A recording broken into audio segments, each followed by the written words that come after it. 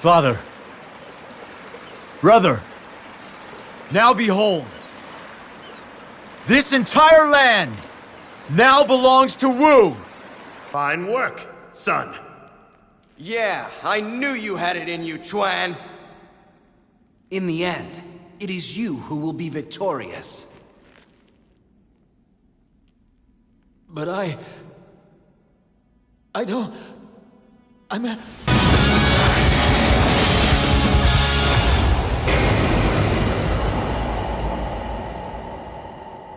What's going on, guys? Welcome back to the Night Owl channel. Welcome back to the series where we're counting down the top Dynasty Warriors characters as of the latest game. Coming in at number 57, we have Sun Quan, the longest reigning leader of the Wu Kingdom. He became the leader of the Wu Kingdom at the age of 18, following the death of his father and elder brother. Before we jump into how Sun Quan has changed over the past 20 years, we're going to take a look at the popularity polls to see why Sun Quan is down here at number 57. In the first popularity poll, Sun Quan receives 422 votes out of a total of 75,000, putting him at the 61st spot. In the second popularity poll, he drops down to the 66th spot, and then in my personal rankings, he jumps all the way up to the 30th spot. I don't have anything against Sun Quan. I, don't particularly favor him, but in comparison to some of the other characters, I definitely liked him more than a lot of other characters. That's why he's so high up for me. In the earlier games, he wasn't one of my favorites. His style and looks wasn't really for me, but as he continued to grow with the series, his looks changed and his weapon style got, a little beefier, and as he continued to grow with the series, I started to develop liking him more as a character and his personality and just everything about him. I don't really have any problems with Sun Quan as a character. Now, Sun Quan probably has one of the most tragic stories, and he probably has the saddest story in Dynasty Warriors. He has the most tragic things, I believe, that happens to him. He's a leader of the Wu Kingdom. He has to deal with a lot of things, of course, as the leader, and he has to go through a lot of things that not many people have to go through being the leader of a whole kingdom. Before we break down how he's changed over the last 20 years, though, let's go ahead and discuss who Sun Quan is for people who do not know. So Sun Quan was the son of Sun Jian, the little brother of Sun Ce, and the older brother of Sun Shangzheng. His father was pleased by his birth and proclaimed that he would be the one to lead the family's future, a line which became true years later. Sun Quan ruled as the first living emperor of Wu and sought to govern with patience and careful consideration, which had mixed results during the era. However, Sun Quan soon grew more unreasonable in the later years with his decisions that would ultimately cause his successors to engage in a bloody dispute for the Wu throne. So, we're only going to be covering basically how Sun Quan has changed in the Dynasty Warriors games because this is the Dynasty Warriors series. But before we jump into that, Sun Quan, after the game's cut off and after the developers decide to stop the game and stuff like that, I was actually reading about Sun Quan in his later years and how or why he was so unreasonable and some of the decisions that he made that made historians believe Sun Quan to be an unreasonable person, because throughout the game he doesn't seem like that kind of person. He is, like I said, more patient and very careful consideration. He cares about his friends and his allies. Wu is blessed with many good people. There's no reason that we cannot realize your dream. It's all I can do to simply try and hear out everybody's opinions. After you stop playing a certain point in the game, Sun Quan becomes a pretty ruthless guy. I mean, just among some of the things I read, he forced a lot of people into exile. He forced multiple people to commit suicide, and it just seemed like he was one of those people that when he caused an action or he ignored advice or whatever it was, it led to a negative outcome, and then he would apologize after the fact, after somebody was already killed or hurt, or perhaps he made a wrong decision. I feel like he was very stubborn, according to the historical records. He's very stubborn, and he didn't listen to any of his advisors, which led to a lot of his downfall, I would say. The historical information even goes as far as to say that Sun Quan was actually responsible for Lu Xun's death, and Lu Xun, for all you Dynasty Warriors fans, is a very, very big component of the Wu Kingdom. He plays a huge role among the Wu Kingdom. It was just shocking to find out that Sun Quan kind of pushed Lu Xun to, dying, not early, but just dying in general. And with that being said, let's go ahead and jump into how Sun Quan has changed in the Dynasty Warriors games. He, by far, so far, has had the most content around him out of any of the characters I've done. He's been in the game since Dynasty Warriors 2, but from Dynasty Warriors 2 to Dynasty Warriors 9, he is the longest reigning leader of the Wu Kingdom. He has a lot of cutscenes involved around him. He has a lot of relationships with all of his officers. He has a lot of content revolved around him, and it's almost to the point where I really have to trim up as much as I can and put it into as short of a video as I can. If you're going to watch the cutscenes, which will be in the link in the description, just be prepared for a long video. He has a lot of them, and just put it out there for any Sun Quan fans. So let's go ahead and start off with Sun Quan's weapon style. Weapon style has pretty much been the same since the first game. Now his moveset definitely changes. Of course, his Musou attacks change throughout the game, but it's pretty much a sword. All he has throughout all the games is a sword. That's pretty much all he has. It's a different variation of the sword when he goes from different games, from like, you know, 5th to the 6th, or, you know, 8th to the 9th, or whatever it is. But it's pretty much the same weapon. He basically just uses a sword for his entire playthrough as a playable character throughout the Dynasty Warriors series. And it wasn't too bad. I like the style in the earlier games. He had a good AoE attack from Dynasty Warriors 4 and 5. It helped you clear enemies.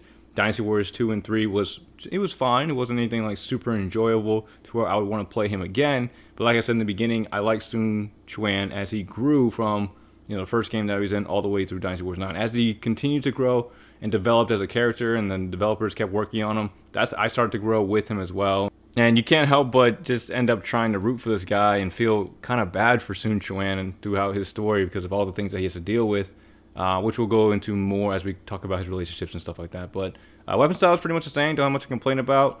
Let's go ahead and jump into his appearance. His appearance is relatively the same. The only big difference is from Dynasty Warriors, I believe, 4 or 5.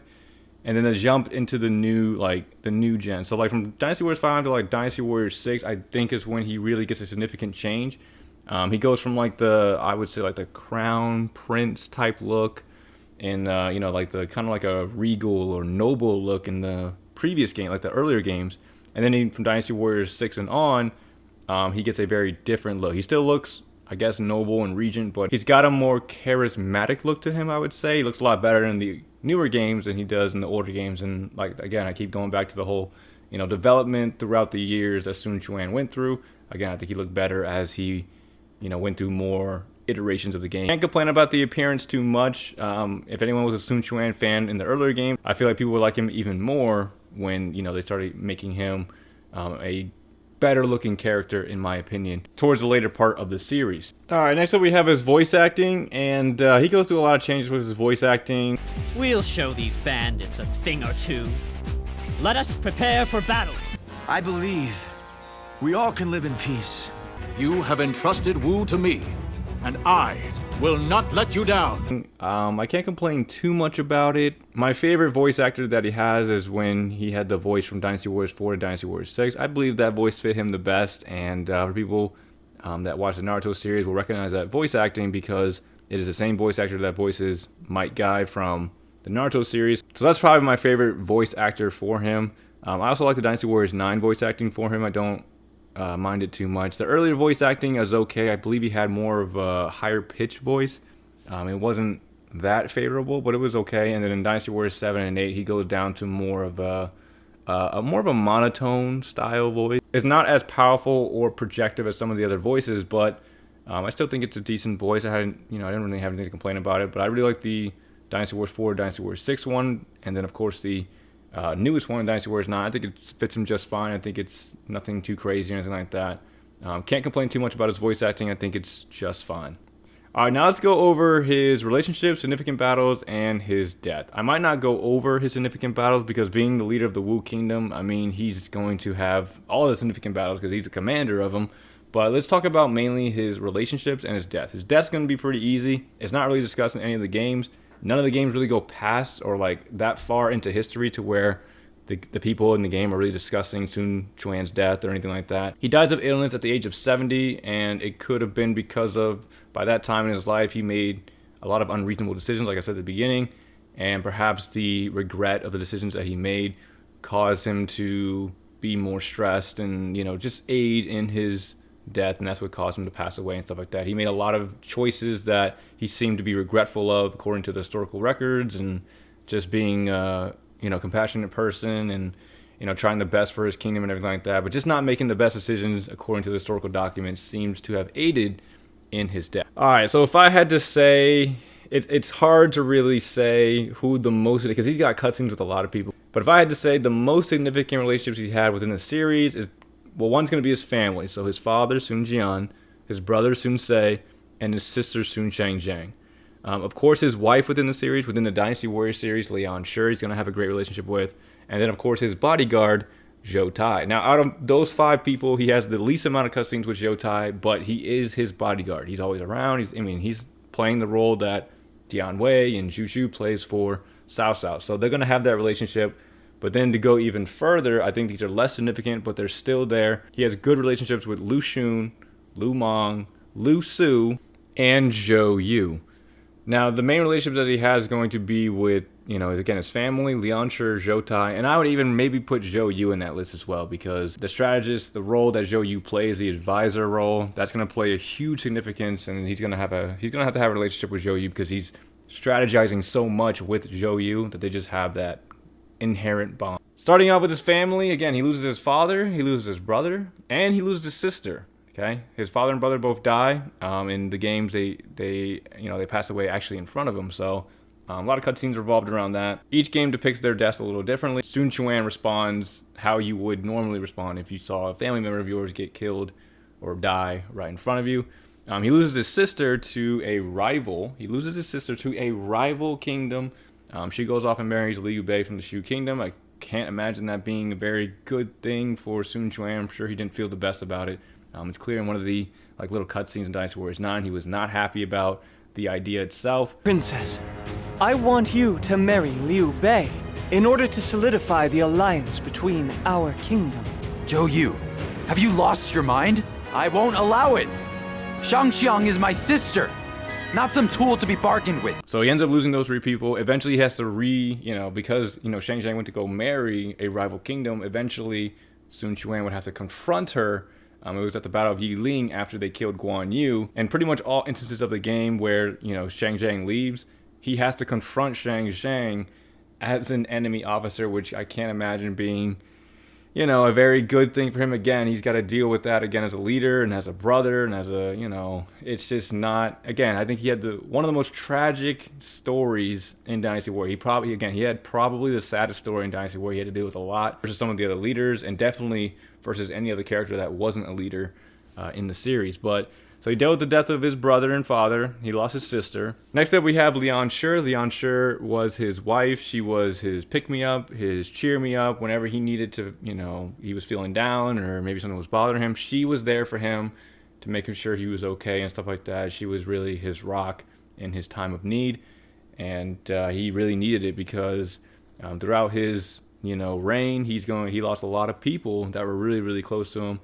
And he, had a hard time dealing with a lot of the people that he lost, and just having her and of course the other officers that were around saying, hey, we're here for you. It happens. They wouldn't want us to look like this. Let's keep on pushing forward. Zhou Tai was his bodyguard. Very close relationship they had, just because Zhou Tai was doing his job. He was there to protect Sun Quan, make sure nothing happened to him. And that's what they had. They had the bodyguard and ruler relationship, and they were pretty close because of it. And Sun Quan always made sure that Zhou Tai was taken care of because Zhou Tai was taking care of him. And then finally, the last super significant relationship I believe is with Zhou Yu. Again, when Sun Quan becomes, he goes into power. Zhou Yu was very close to his brother Sun Ce. So when Sun Ce passed away and Sun Quan steps up and becomes the ruler, Zhou Yu is now playing that role for Sun Quan that he was playing for Sun Ce. So he is the main person for pushing the Qi Bi strategy. So when Sun Quan was deciding whether or not he wanted to ally with Liu Bei or surrender, Zhou Yu was on the side of, let's ally with Liu Bei. We can do it. We can get through it. And Zhou Yu was the main person. Zhou Yu also played a lot of big roles in some of the other battles with his strategy, stuff like that, which we'll get to when we get to Zhou Yu. But very close relationship with Zhou Yu. And then finally, the lesser significant relationships, but these people played a less significant relationships, but they played a bigger role as some of the other people started passing away. For example, Zhou Yu, when he passed away, Lu Su stepped up and took the main strategist role.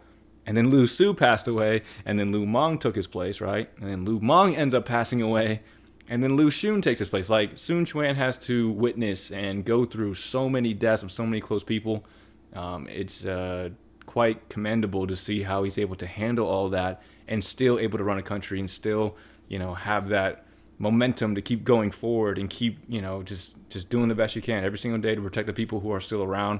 He witnessed so many deaths And with the death of so many strategists, so of the main strategists, he became close to every single strategist that came after Zhou Yu. So he probably had the closest relationship with Lu Xun. Lu Xun was around Sun Quan's age, was a little younger, but he was the main strategist after everyone passes. That, you know, he provided the Yiling strategy, he provided the New Hefei Castle, you know, strategy. He was the guy that everybody looked to for a strategy. He was their, you know, their saving point. And again, learning about that historical information about him pushing Lu Xun to like basically pass away was kind of heartbreaking to read about, but again, the games don't really cover it. But that's pretty much it for the most significant relationships that Sun Quan had. He had relationships with all the other officers as well. You know, Taishi Si, he was very close to him, and then when he passed away, he was very upset about it. Han Dong when he passed away, Huang Gai, Chang Pu, when those three passed away, again, he was feeling again. Veterans from his father's time were passing away. He had to witness that. He had to get through that.